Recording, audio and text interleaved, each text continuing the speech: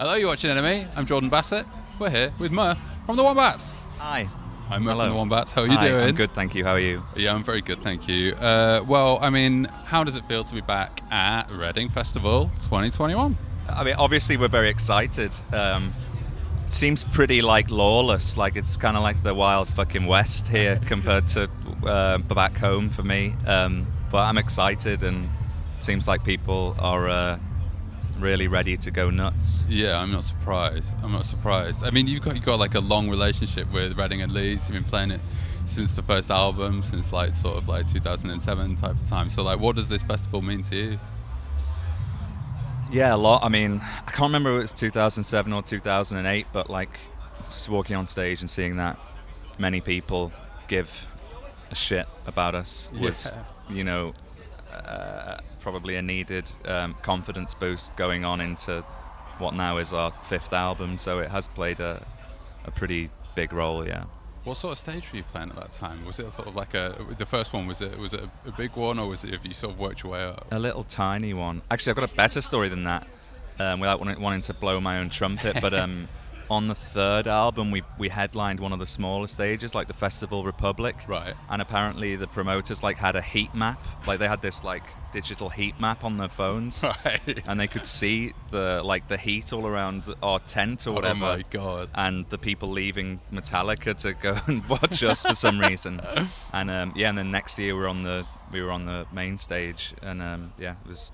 That's probably a more interesting story than the one I was giving. So cool. I mean, a lot has changed generally, and musically for you as a band. And Wombats is still massive. What do you attribute to the band's longevity?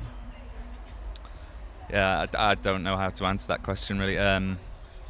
We're pretty stubborn, and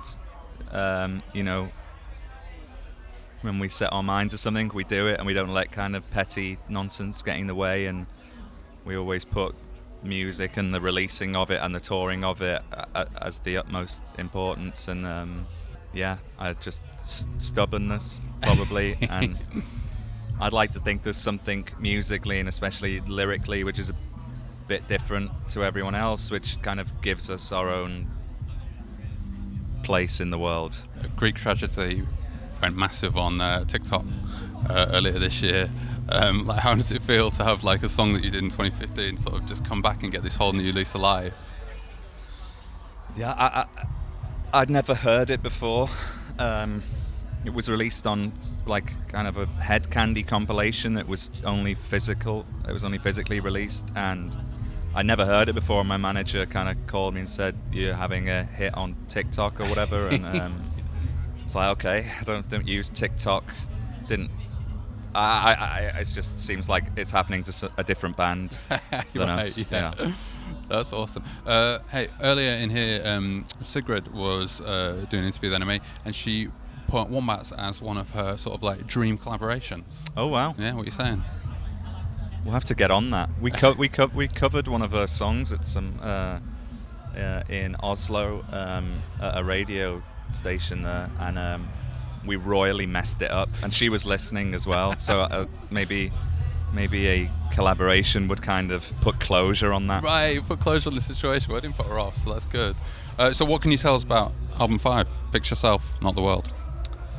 A lot of it was 50% of it was written in LA. Dan and Tord came to LA, and we did it at my place, and we had a good body of work before the world went south. Right. And then in March 2020, when I got back home off a tour, I then kind of finished it off, started new stuff in the lockdown.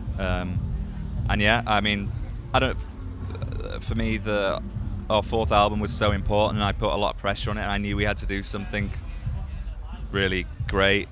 And so for me, this album was just focus on the energy that we were given from the fourth album, and just shift it across time. Right, okay. A few more years, and if it's better than that, then so be it. And it might just be, actually. Wow. Okay, well, let's find out. We're from the Wombats. Thank you very much. Thank you.